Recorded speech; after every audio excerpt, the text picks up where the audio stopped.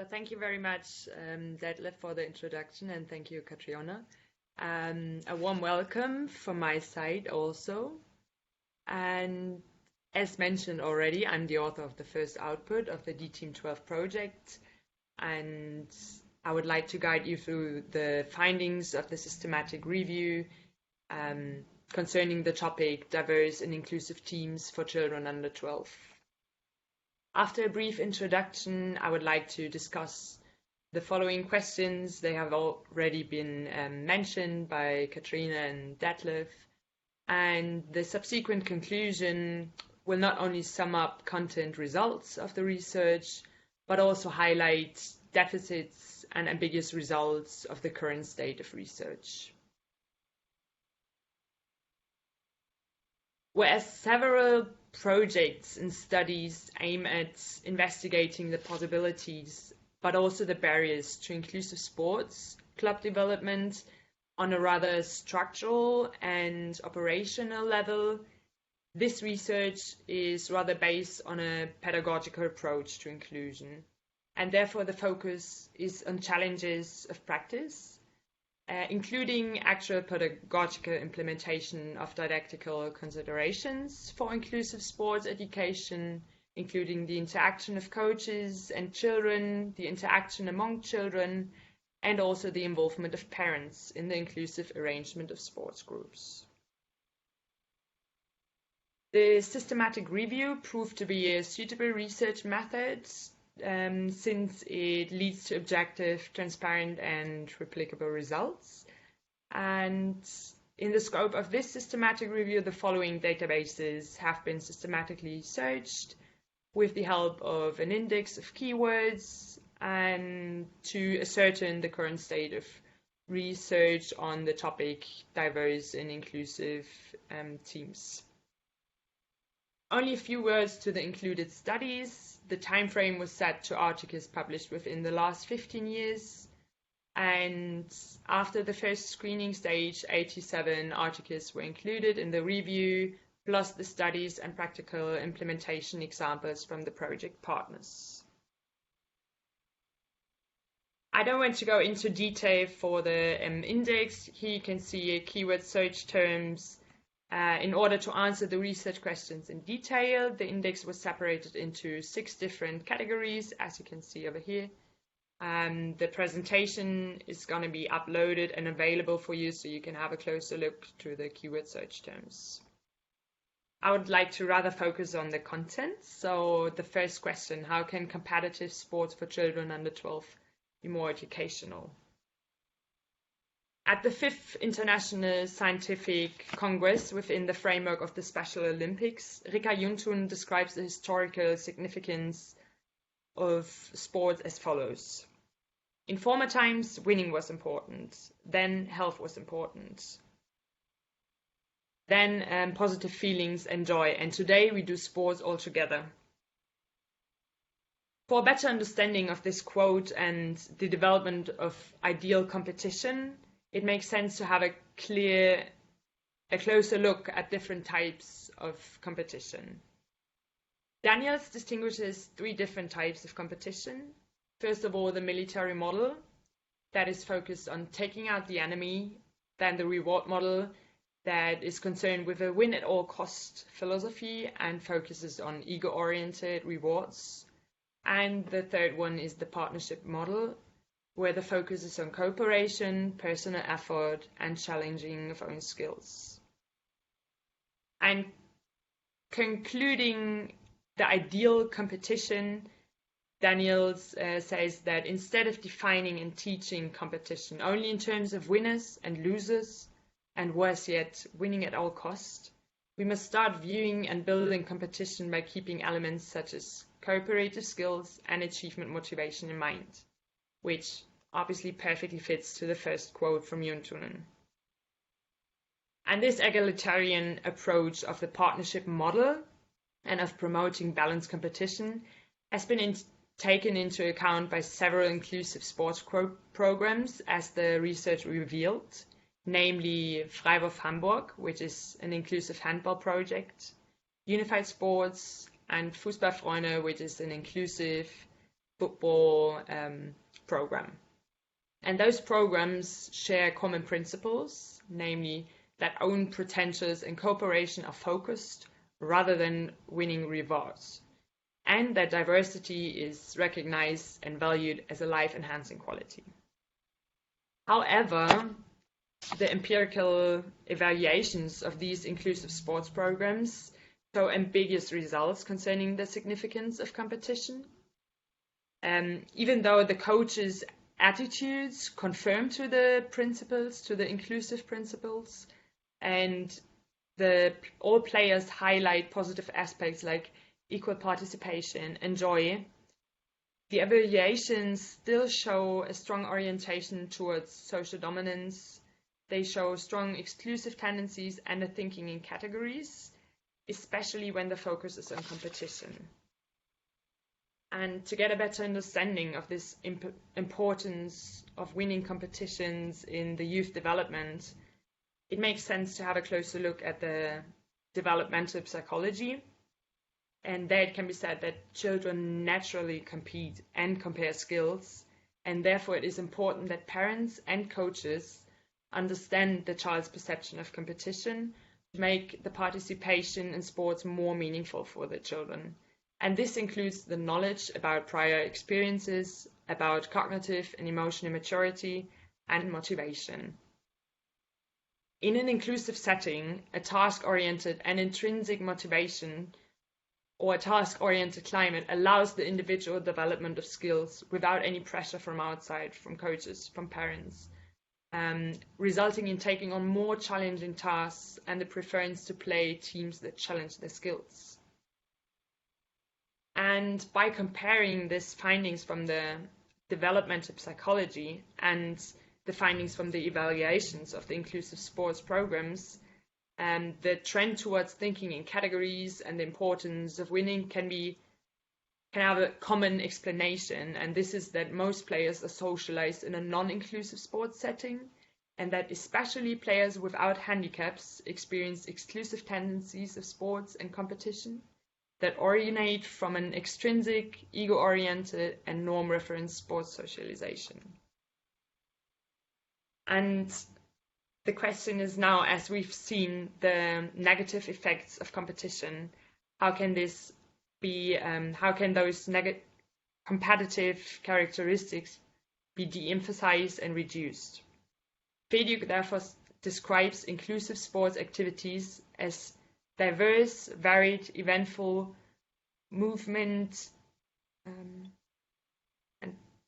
and convey new cross-sports experience, open up social fields of learning, improve physical fitness, and aim for more participation and co-determination.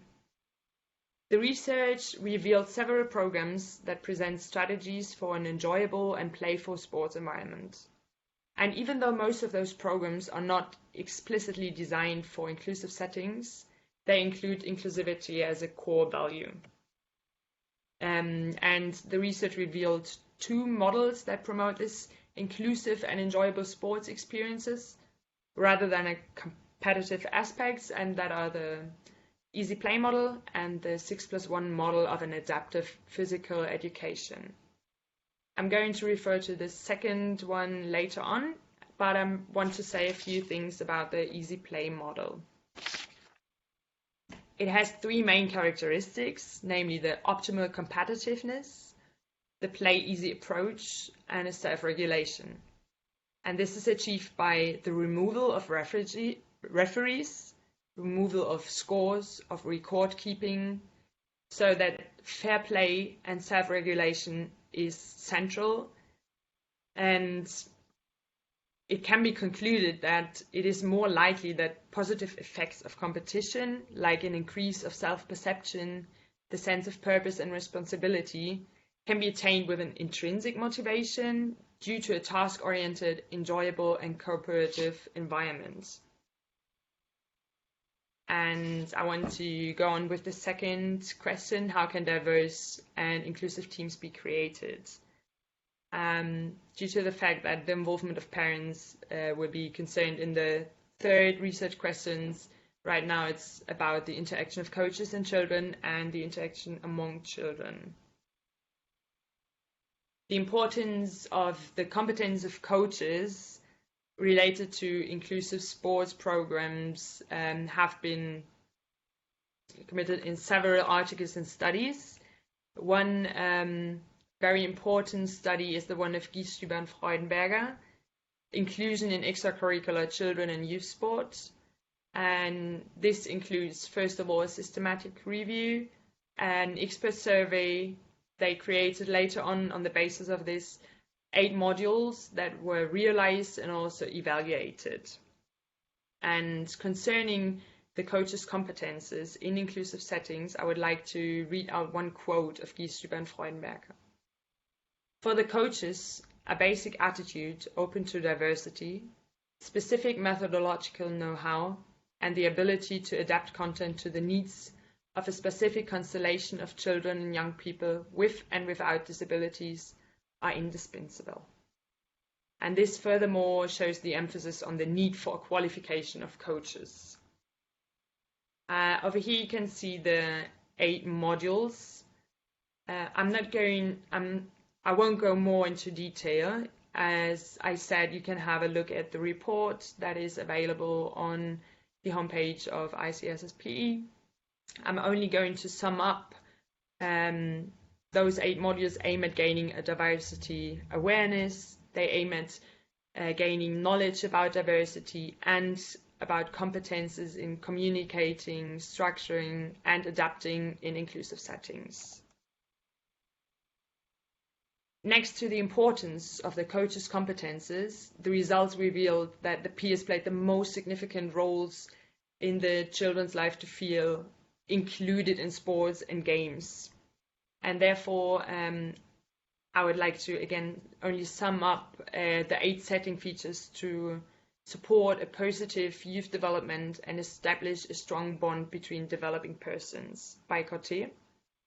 And this includes a respectful and inclusive peer interaction, a deliberate play in childhood, positive communication, positive social norms, the support of a child's autonomy, the support of skill building.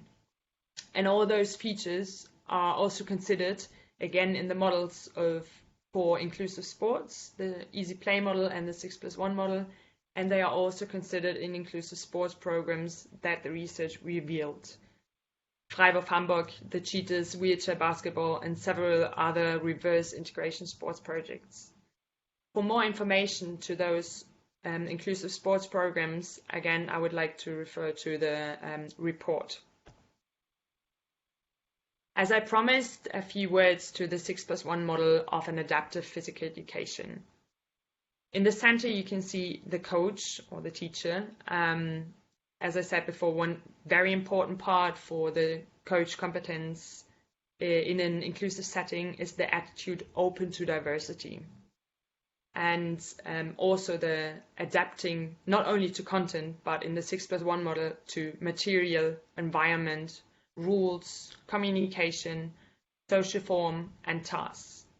And a continuous reflecting on the children's abilities and adapting all those 6 aspects.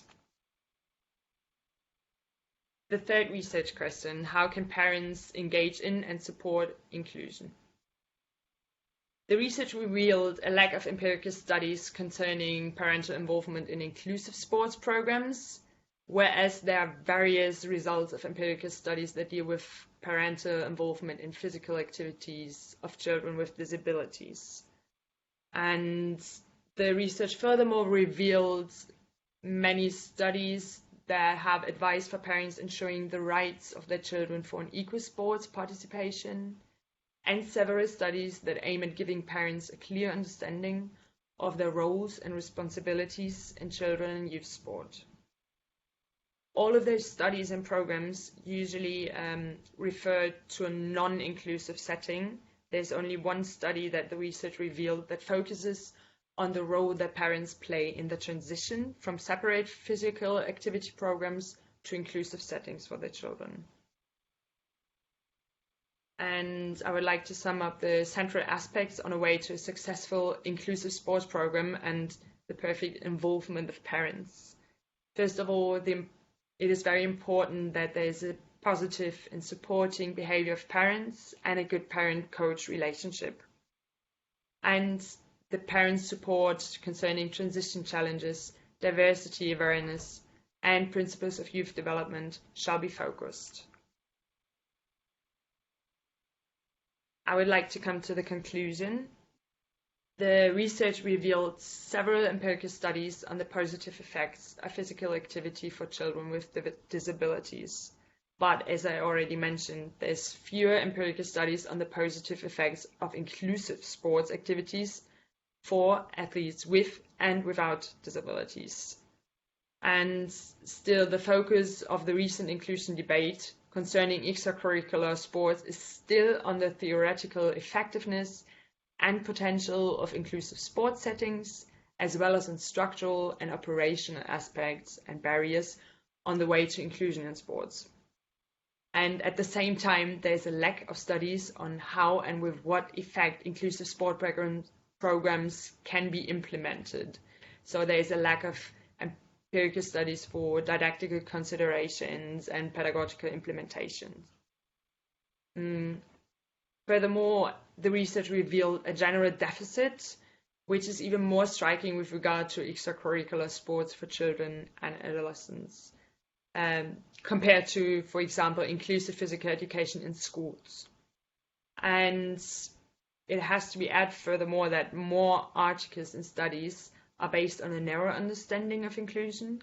That means that the diversity dimension of disability is in the center, and in a broader understanding of inclusion, there is no thinking in categories, so there is no thinking in disabled and able, and other diversity dimensions play a big role, like socioeconomic background, language, gender, and so on and so forth.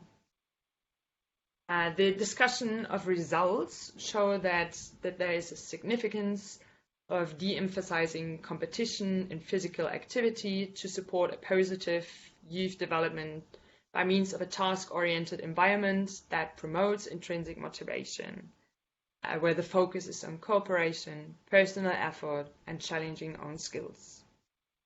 It furthermore shows several models for inclusive sports that highlight the importance of playing cooperative games without the necessity of competing and scoring, and provide self-regulatory and reflective processes, create involvement and co-determination of all participants in inclusive sports settings.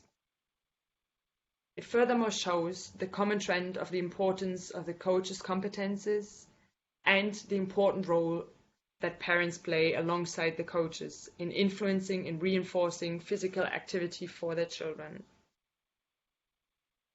So much from my side. Thank you very much for listening, and I'm free for questions. Please feel free to ask.